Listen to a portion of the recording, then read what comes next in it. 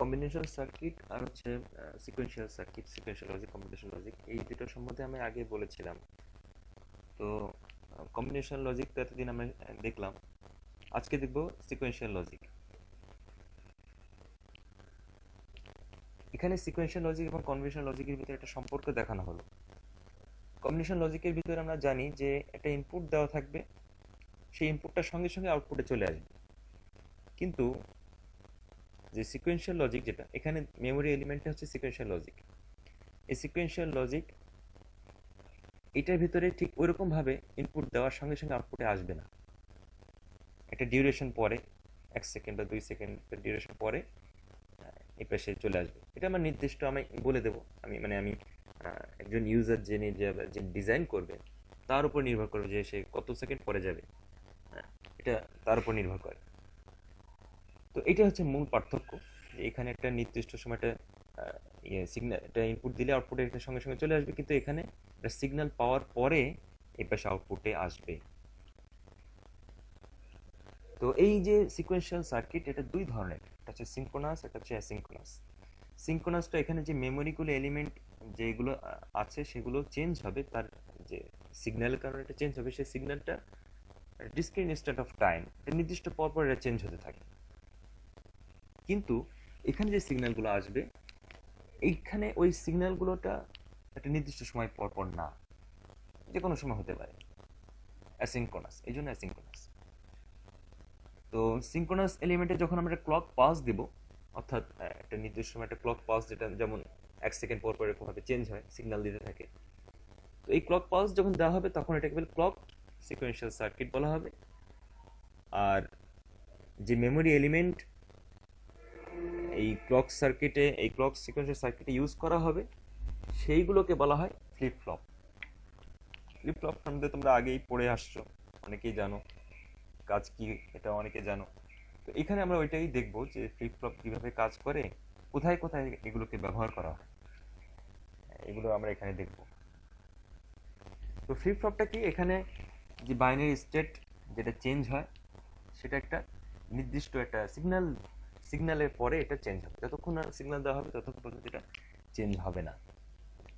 আর যে সমস্ত different kind of flip flop যেগুলো আছে, এগুলোর ভিতরে মূল পার্থক্য হচ্ছে এটা নাম্বার অফ ইনপুট, কোনোটাতে একটা ইনপুট, কোনোটাতে দুইটা ইনপুট, এই নাম্বার অফ ইনপুটের উপরেই এগুলোকে ডিফারেন্সিয়েট করা হয়। এখন দেখবো যে বেসিক ফ্লিপ ফ্লপ সার্কিট, যেখানে দুইটা আউটপুট থাকবে, একটা হচ্ছে যে কিউ, আর কিউ ড্যাশটা হচ্ছে কিউ এরই অপোজিট, কমপ্লিমেন্ট। আর দুইটা ইনপুট থাকবে, একটা হচ্ছে সেট আর হচ্ছে রিসেট। এখানে ক্রস কাপল কানেকশন থাকবে, একটু পরে এই ফিগার দেখানো হবে যে কানেকশনটা কেমন। তো ক্রস কাপল কানেকশনটা এটা বইয়ের ভিতরে দেওয়া আছে, যে যখন একটা ফিডব্যাক, এটা এই ক্রস কানেকশন এটার কারণে একটা ফিডব্যাক পাথ তৈরি হবে। যখনই কোনো সার্কিটের ভিতরে একটা ফিডব্যাক পাথ তৈরি হয়, তখনও আমরা ওইটাকে বলি এটা অ্যাসিনক্রোনাস সিকোয়েন্সিয়াল সার্কিট। এটাকে আমরা, তো এই যে এই ফ্লিপ ফ্লপ, এই জন্য আমরা এটাকে বলবো অ্যাসিনক্রোনাস সিকোয়েন্সিয়াল সার্কিট। আর এই ধরনের ফ্লিপ ফ্লপকে বলা হয় direct coupled RS flip flop. এখানে এই ছবিটা দেখানো হলো, এই যে সেই ক্রস কানেকশন, এখান থেকে যে আউটপুট যেটা আসলো, সেটাই আবার পরবর্তীতে পিছনে দিয়ে ফিডব্যাক, এটাকে বলে ফিডব্যাক। হ্যাঁ, ফিডব্যাক দিয়ে এই পাশ থেকে আবার এটাকে ব্যবহার করা হচ্ছে। তো এইভাবে এরকম যখন কানেকশন দেওয়া হয়, এটাকে বলে অ্যাসিনক্রোনাস। তো এই এই যে আরএস যে ফ্লিপ ফ্লপ এখানে দেখানো হলো, এটা দুই ধরনের হতে পারে, একটা নর গেট দিয়ে করা যেতে পারে, অথবা ন্যান্ড গেট দিয়ে করা যেতে পারে, যে কোনো একটা ব্যবহার করা যেতে পারে, এটা এমন কোনো বিষয় না। তো উপরটি দিয়ে দেখাচ্ছি, নর গেট দিয়ে দেখাচ্ছি আমি। নর গেটের একটা বিশেষত্ব হচ্ছে এটাই, যে যে কোনো একটা ইনপুট যদি এখানে ওয়ান হয়ে যায়, যে কোনো একটা ইনপুট যদি ওয়ান হয়ে যায়, আউটপুটে অবশ্যই জিরো আসবে। নর গেটের ক্ষেত্রে যে কোনো একটা ইনপুট যদি ওয়ান হয়ে যায়, আউটপুটে অবশ্যই জিরো আসবে। তো ধরে নিই ইনিশিয়ালি আমাদের এই কন্ডিশনে আছে, এখন কিউ এর মানটা এখানে ওয়ান, আর কিউ ড্যাশ এর মানটা এর অপোজিট জিরো হয়।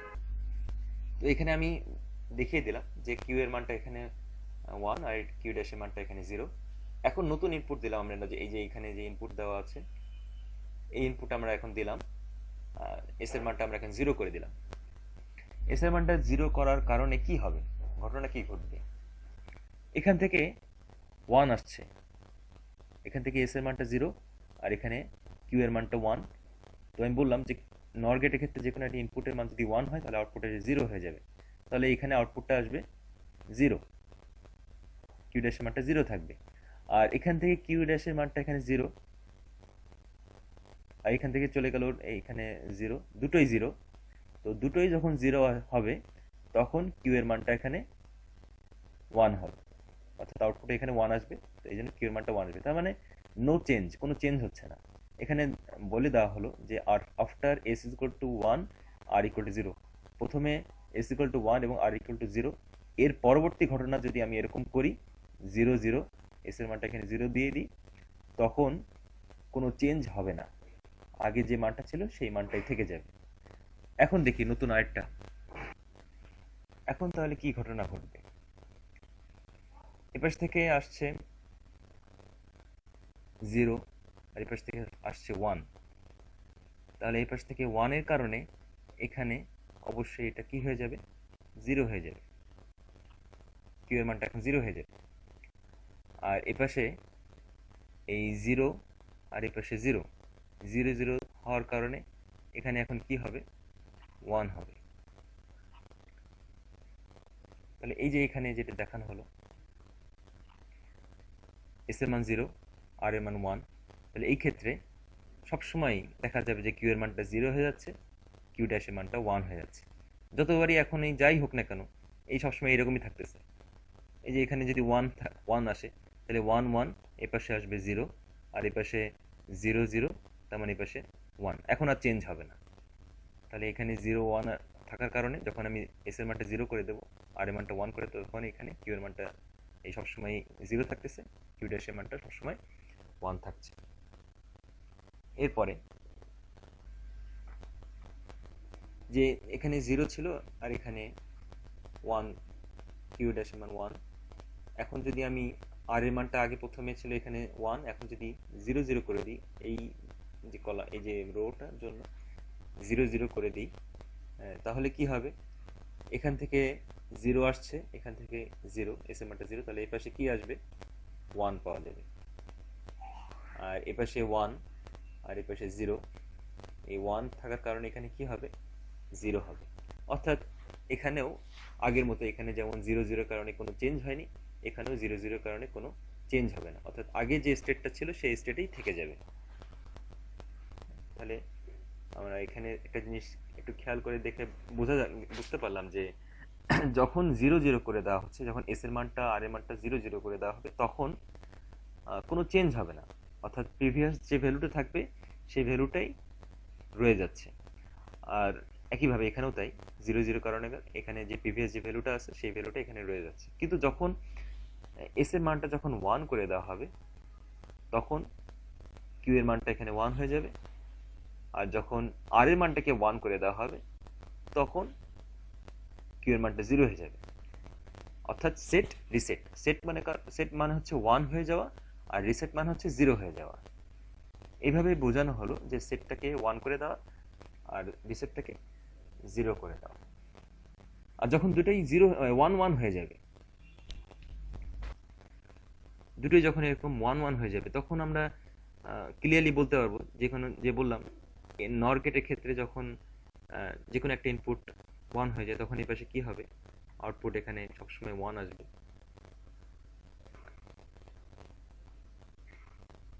সরি, ভুল বললাম, আউটপুট এখানে 0 আসবে। যে কোনো একটা ইনপুট যদি 1 হয়ে যায় তাহলে আউটপুট এটা সবসময় 0 আসবে। এখানেও তাই, আউটপুট এখানে 0 আসবে, তাহলে দুটোই 0। তো এটা একটা অসংজ্ঞায়িত একটা স্টেট।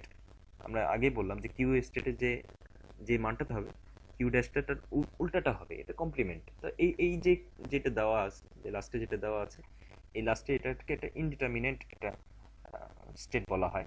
এই স্টেটটা কখনো আসবে আসবে না, এটাকে আমরা কখনো আনবো না। এইভাবেই এস আর ফ্লিপফ্লপ এস আর সরি আর এস ফ্লিপফ্লপটাকে এভাবে দেখানো হয়।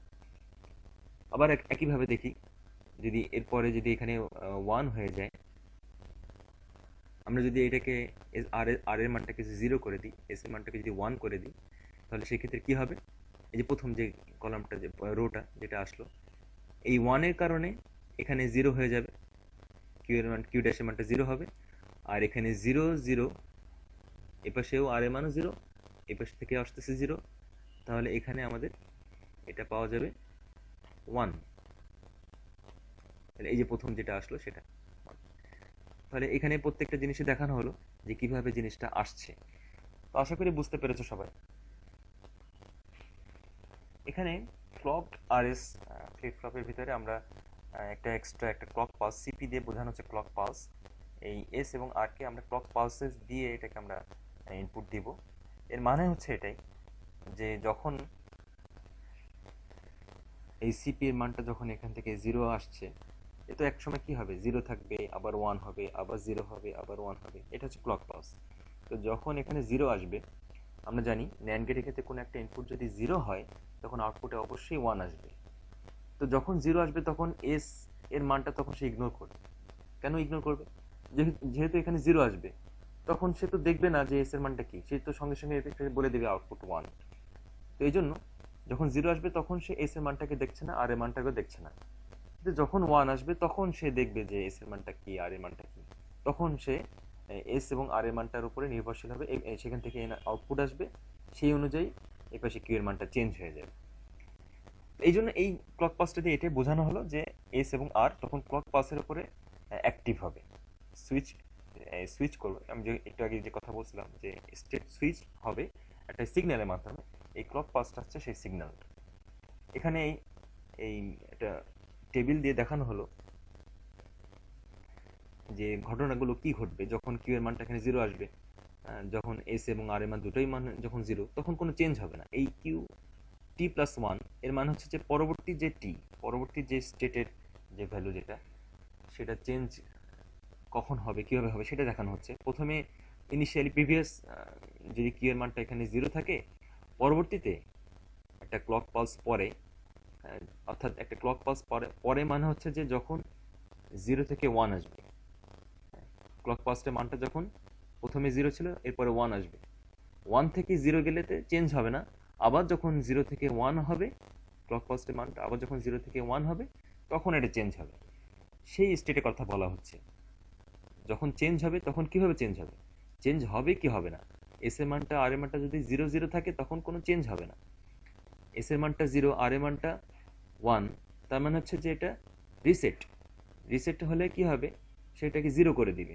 এই পাশে যে মানটাই থাকুক না কেন, কিউ এর মানটা যে মানটাই থাকুক না কেন, এটা 0 করে দিবে। সেট, এস এর মানটা 1, আর এর মানটা 0, তখন এপাশে যে মানটাই থাকুক না কেন এপাশে 1 হয়ে যাবে। আর আগে বললাম যখন 1 1 আসবে, এস এর মানটা 1, আর এর মানটা 1, যখন 1 1 আসবে তখন এটা ইনডিটারমিনেট। তো এইটার মান অসংজ্ঞায়িত, এটা কোনো মান পাওয়া যাবে না।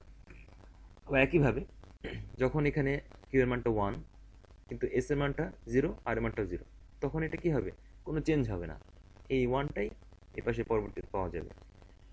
এপাশে 1, কিন্তু আর এর মানটা এখানে আমি 1 করে দিলাম, তার মানে এটা রিসেট। তার মানে এপাশে যে মানটাই থাকুক না কেন পরবর্তীতে সেটা 0 হয়ে যাবে। এপাশে এস এর মানটা 1, তাহলে এই পাশে যে মানটাই থাকুক না কেন এটা সে 1 করে দিবে। আর 1 1 ক্ষেত্রে এটা ইনডিটারমিনেট। তারপর এটাকে আমরা ইগনোর করতে পারি, ডোন্ট কেয়ার কন্ডিশন আমরা এটা ফেলতে পারি। এইভাবে আমরা এটাকে একটা টিএম আপ দিয়ে আমরা এটাকে সিম্পলিফাই করার চেষ্টা করলাম। তো যেখানে যেখানে 1 আসছে সেগুলোকে 1 দিলাম, আর বাকি ইনডিটারমিনেট যেটা যেখানে আছে সেটা আমরা ক্রস দিয়ে দিলাম, এক্স মার্ক দিয়ে দিলাম, দিয়ে এটাকে গ্রুপিং করলে দেখা যাবে যে কিউ টি প্লাস 1টার মানটা আসছে এরকম। আর এখানে এস এবং আর এটি ইজ ইকুয়াল টু 0, এর এটা দেওয়ার উদ্দেশ্য হচ্ছে এটা যে যখন উদ্দেশ্য হচ্ছে এটা যে এস এবং আর এর মানটা কখনো যেন 1 1 একসাথে না হয়। যদি দুটোই 1 1 হয়ে যায় তাহলে তো এটা কখনো 0 আসবে না, তখন তো 1 হয়ে যাবে।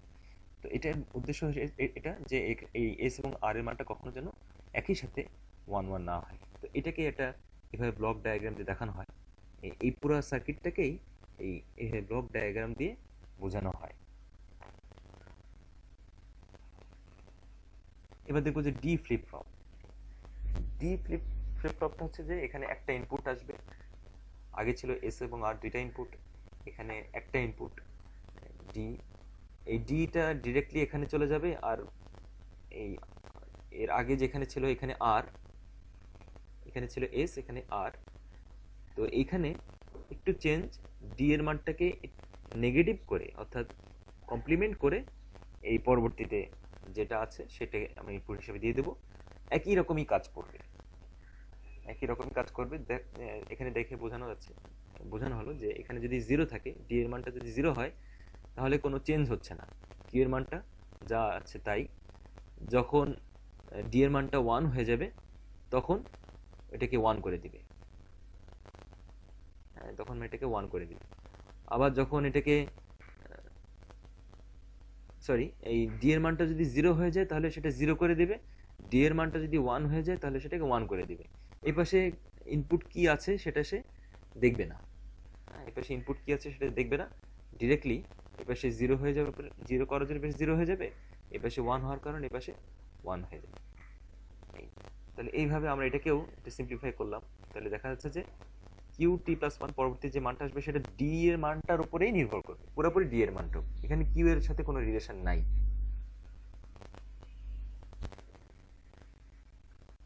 এখানে যেমন আগে এখানে কিউ টি প্লাস ওয়ানটার সাথে এখানে রিলেশন ছিল, কিউ এর সাথে রিলেশন ছিল, অর্থাৎ আগে প্রিভিয়াস ভ্যালুর সাথে রিলেশন ছিল, এখানে কোনো রিলেশন নাই।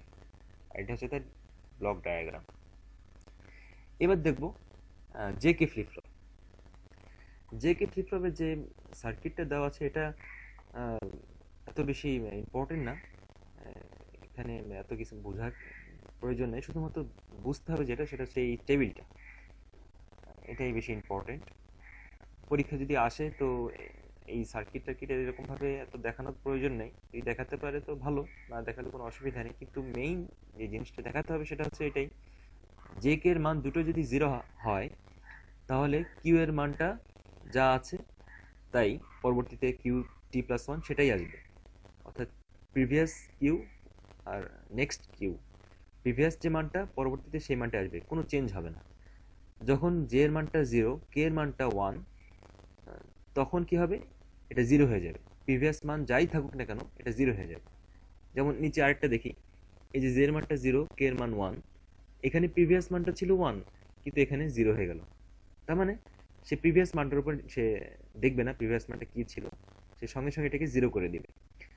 জে এর মানটা ওয়ান, কে এর মানটা জিরো, এখানেও সরাসরি এ পাশে ওয়ান হয়ে যাবে, প্রিভিয়াস মানটা কি ছিল দেখবে না। নিচে আরেকটা জায়গায় আসতে দেখি, জে এর মানটা ওয়ান, কে এর মান জিরো, তাহলে এখানেও তাই, এ পাশে ওয়ান করে দিবে, প্রিভিয়াস মান যাই থাকুক না কেন এ পাশে ওয়ান হয়ে যাবে। এবার দেখি এসআর এর যে ক্ষেত্রে আমরা একটা জিনিস, একটা অসুবিধা দেখেছিলাম যে এখানে যদি ওয়ান ওয়ান দুটোই একসাথে আসে তাহলে সেটা অসংজ্ঞায়িত একটা হয়ে যায়, কিন্তু এখানে যদি ওয়ান ওয়ান আসে তো সেটাকে আমরা এভাবে দেখাবো যে এর মানটা যাই থাকুক না কেন সেটাকে উল্টা করে দিবে, জিরো হয়ে গেলে ওয়ান হয়ে যাবে, আর ওয়ান হয়ে থাকলে এই যে নিচে এই পাশে ওয়ান, এটাকে জিরো জিরো করে দিবে।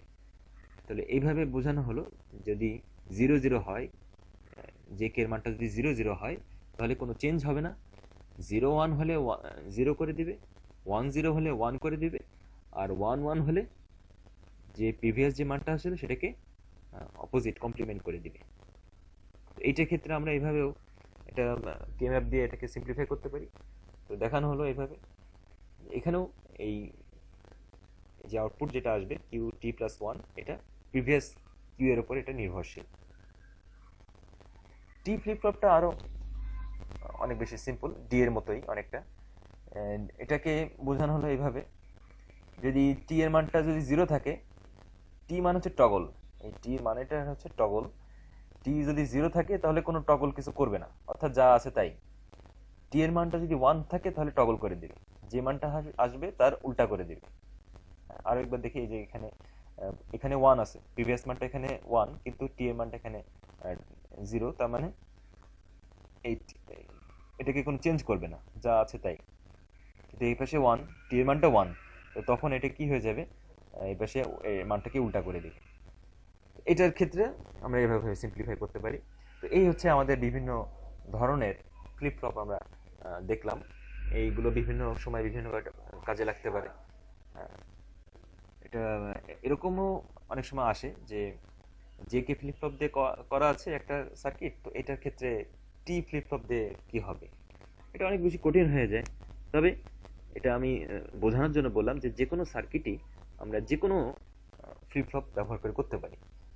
তারপরেও ডিজাইনারের উপর নির্ভর করবে যে সে কোনটাকে ব্যবহার করবে, কারণ একটা সার্কিট টি ফ্লিপ ফ্লপ দিয়ে অনেক সময় কঠিন হয়ে যেতে পারে, আবার জে কে দিয়ে অনেক সময় সহজ হয়ে যেতে পারে। তো সেই ক্ষেত্রে আমাকে জে কে ব্যবহার করতে হবে। এখন দেখবো যে ট্রিগারিং। ট্রিগারিংটা মানে হচ্ছে যে গেট অন অ্যাকশন, কখন সে এটাকে অ্যাকশনে যাবে, কাজ করবে কখন। ক্লক ফ্লিপ ফ্লপস সবসময় একটা পালসের মাধ্যমে এটাকে ট্রিগার করা হয়। যখনই সে একটা পালস ট্রানজিশন পাবে তখনই সে তার আউটপুটগুলোকে চেঞ্জ করে ফেলবে। তার মেমোরি আউটপুটগুলো চেঞ্জ হবে যখনই সে একটা পালস ট্রানজিশন পাবে। সেই পালস ট্রানজিশনটা কি, যেমন এখানে দেখানো হলো যে পালসটা কেমন হয়। পালসটা হয় এরকম ভাবে, একটা আহ, এটা কি কি বলে, এটা ডিসক্রিট সিগন্যাল বলে এটাকে, যে যখন প্রথমে এটা জিরো ছিল, পরে এটা ওয়ান হয়ে গেল, আবার জিরো হবে, আবার ওয়ান হবে, আবার জিরো হবে, ওয়ান হবে, এইভাবে। তো এই পজিটিভ পালস, এটা হচ্ছে পজিটিভ পালস, হচ্ছে নেগেটিভ পালস। পজিটিভ পালস হচ্ছে এটাই, এই যে যখন এই চেঞ্জটা হবে জিরো থেকে ওয়ান, অর্থাৎ কোনো একটা মেমোরির এলিমেন্ট সে এ, তার ইনপুটটাকে আউটপুটে পাঠিয়ে দিবে, যখন সে সিগন্যাল পাবে, ক্লক পালসের ভিতরে সিগন্যাল পাবে জিরো থেকে ওয়ান হয়ে যখন যাবে, তখনই সেটাকে চেঞ্জ করে দিবে। এটাকে বলে পজিটিভ পালস। আবার এটাও হতে পারে ওয়ান থেকে যখন জিরো হবে তখন এটাকে চেঞ্জ হবে। তো এরকম ক্ষেত্রে যখন চেঞ্জ হবে, ওয়ান থেকে জিরো হয়ে গেল, তখন এটাকে বলবে নেগেটিভ পালস। হয়তো এখনো এই জিনিসটা হয়তো ক্লিয়ার না, সামনে একটু দেখলে হয়তো বুঝতে পারবে। যদি সবচেয়ে ভালো হয় যখন এটাকে প্র্যাকটিক্যালি দেখবে, আমি প্র্যাকটিক্যালি তোমাদেরকে দেখাই দেবো কীভাবে ডিজাইন করে প্রোটিএসে দিয়ে, তখন জিনিসটা ক্লিয়ার হবে যে কিভাবে পজিটিভ এজের ক্ষেত্রে কিভাবে চেঞ্জ হচ্ছে, নেগেটিভ এজের ক্ষেত্রে কিভাবে চেঞ্জ হচ্ছে। এবার দেখো মাস্টার স্লেভ ফ্লিপ ফ্লপ। এটা কোশ্চেনটা এরকম আসতে পারে যে what is master slave flip flop. এটা খুব বেশি ইম্পর্টেন্ট অত কিছু না, শুধু এই সার্কিটটা একটু দেখে নিলে হবে। এখানে একটা মাস্টার থাকবে, একটা স্লেভ থাকবে, দুটোই এসআর, এসআর ল্যাস। তো এখানে দুটোকেই একটা কমন একটা ক্লক পালস দিয়ে এটাকে আমরা কানেক্ট করে দিব। একটা ডিরেক্টলি থাকবে আর একটা এটা ইনভার্স করে, এটা কমপ্লিমেন্ট করে দিয়ে পাঠাবো। উদ্দেশ্যটা কি? উদ্দেশ্যটা হচ্ছে এটা যে মাস্টার প্রথমে একটা ইনপুট নেবে, তো পরবর্তীতে সেই ইনপুট দিয়ে স্লেভটা কাজ করবে, অর্থাৎ slave is dependent on master.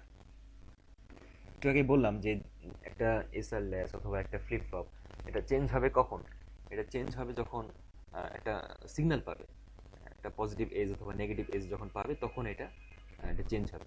তো এখানে এটা কি হচ্ছে, এটা হচ্ছে যে ক্লক পালসটা ডিরেক্টলি পাঠালাম, এর মানে হচ্ছে এটা পজিটিভ পালস। পজিটিভ পালস এটা চেঞ্জ হবে, অর্থাৎ জিরো থেকে যখন ক্লক পালসটা যখন জিরো থেকে ওয়ান হয়ে যাবে তখন মাস্টারটা চেঞ্জ হবে। কিন্তু একই সাথে দেখা যাচ্ছে যে এটা কমপ্লিমেন্ট করে পাঠাচ্ছি, তো এখানে যখন জিরো আসতেছে তখন এটা কি হয়ে যাবে, ওয়ান হয়ে যাবে। তো এটার ক্ষেত্রে কি হবে, এটা ওয়ান হয়ে গেলে তো এটা চেঞ্জ হবে না। হ্যাঁ, এটাকে যখন জিরো হচ্ছে আর এখানে সেক্ষেত্রে এটা ওয়ান হচ্ছে, এখানে যখন ওয়ান হয়ে যাচ্ছে তখন এটা তখন জিরো হয়ে যাচ্ছে। তো এখানে এটাও তো পজিটিভ পালস চেঞ্জ হবে। তো এটা তো পজিটিভ পালসে চেঞ্জ হলে তো এটা কি হচ্ছে, প্রথমে জিরো ওয়ানে যখন সি এর মানটা এখানে জিরো, প্রথমে আমি যদি বলি এই যে এখানে আমরা একটা ক্লক পালস দিয়ে আমি এখানে দেখিয়ে দিলাম যে এখানে যখন জিরো, এই হচ্ছে সেই সিপি ক্লক পালস, এখানে মানটা যখন জিরো, এখানে হঠাৎ করে সে ওয়ান হয়ে যাবে। আর এই এজেই, এই ঘটনাতেই এই মাস্টার এটা চেঞ্জ হবে। আর একই এজে, এই এজে কিন্তু এ চেঞ্জ হবে না। কেন চেঞ্জ হবে না? কারণ যখন এখানে জিরো তখন এই মানটা তখন কি আসছে, ওয়ান। আর এর মানটা যখন ওয়ান তখন এর মানটা কি হয়ে গেল, জিরো। তাহলে এটা তো চেঞ্জ হবে কখন, যখন 0 থেকে 1 হবে তখন চেঞ্জ হবে। 1 থেকে 0 তখন তো চেঞ্জ হবে না। হ্যাঁ, তো এই কারণে এই এজে, এই এজটাতে মাস্টার চেঞ্জ হবে কিন্তু স্লেভ চেঞ্জ হচ্ছে না। তো মাস্টার কি করবে, মাস্টার তখন এখানে যে ইনপুটটা আসবে সেই ইনপুটটাকে এই পাশে পাঠাই দিবে, এই পাশে চলে আসবে। কিন্তু সেই সময় কিন্তু এই পাশে আউটপুটে আসবে না। কখন আসবে, যখন ক্লক পাসের মানটা 1 থেকে 0 হয়ে যাবে। সি এর মানটা যখন এই এজে আসবে, 1 থেকে যখন 0 হয়ে যাবে তখন চেঞ্জ হবে। কেন, সি এর মানটা যখন 1 তখন এখানে 0, এইটাকে নেগেটিভ করে দিলাম, এটাকে উল্টা করে দিলাম, ইনভার্স করে দিলাম, 0 হয়ে গেল। আবার যখন এটার মানটা যখন 0 হয়ে যাবে তখন এটা কি হবে, 1 হয়ে যাবে। তাহলে এটা যখন এই 1 থেকে যখন 0 হয়ে যাবে তখন এই স্লেভটা চেঞ্জ হবে, তখন মাস্টারও চেঞ্জ হচ্ছে না। তাহলে প্রথম এই এজটাতে মাস্টার চেঞ্জ হচ্ছে, পরের এজটাতে স্লেভ চেঞ্জ হচ্ছে। এইভাবে যখন মাস্টার একটা কাজ করবে সেইটা উপরে নির্ভর করবে স্লেভ, পরবর্তীতে ওইটার উপরেই যে ইনপুটটা আসবে, ওর থেকে যে আউটপুটটা আসবে সেটা তো ইনপুট হবে। ওর থেকে যে ইনপুটটা আসছে সেটাকেই পরবর্তী এজে এটাকে পাঠায় দিবে। এটা হচ্ছে মাস্টার স্লেভ। একটা ফ্লিপ ফ্লপের ভিতরে কিছু ডিরেক্ট কিছু ইনপুট দেওয়া থাকতে পারে। এখানে যে যেমন দেখানো হলো, এটা অ্যাসিঙ্ক্রোনাস, এটা যে কোনো সময় আমি এটাকে ব্যবহার করতে পারি, কোনো ক্লক পালসের উপর নির্ভরশীল না। এখানে দেখানো হলো যেটা ক্লিয়ার দিয়ে দেখানো হলো, ক্লিয়ার যখন ক্লিয়ারের মানটা এখানে এই সার্কেল দিয়ে বোঝানো, এটা নেগেটিভ যখন 0 আসবে, অর্থাৎ যখন 0 দিয়ে এটা কাজ করবে। আমরা সাধারণত যখন এটাকে ডিরেক্টলি পাঠাই তখন 1 দিয়ে বোঝানো হয় যে 1 দিয়ে এটা কাজ করে, আর 0 দিয়ে যখন বোঝাবো কাজ করবে তখন এটাকে অ্যাক্টিভ লো, অ্যাক্টিভ হাই, এটা এটা দিয়ে কাজ করে। অ্যাক্টিভ লো হচ্ছে যখন এরকম সার্কেল দিয়ে দেবো তখন অ্যাক্টিভ লো, অর্থাৎ 0 দিয়ে এটা কাজ করবে। আর যখন ডিরেক্টলি পাঠাবো তখন এটা অ্যাক্টিভ হাই, ওটাকে, তার মানে ওটা হচ্ছে এটা 1 দিয়ে কাজ করবে। তো এখানে ক্লিয়ার দিয়ে বোঝানো, এটা যখন 0 দিয়ে দেখানো হবে তখন ক্লিয়ার, তখন আহ, এই আউটপুটের মানটা আসবে, কিউ এর মানটা আসবে এখানে 0। তখন যে কে এর মান যাই থাকুক না কেন, ক্লক যাই থাকুক না কেন, কোনো কিছু সে দেখবে না, সবকিছু ইগনোর করবে, সে আউটপুটে 0 পাঠিয়ে দিবে, ক্লিয়ার করে দিবে। এটাই। তো এরকম আমার কিছু ইনপুট হয়তো থাকতে পারে। এবার দেখবো যে analysis of clock sequential circuit.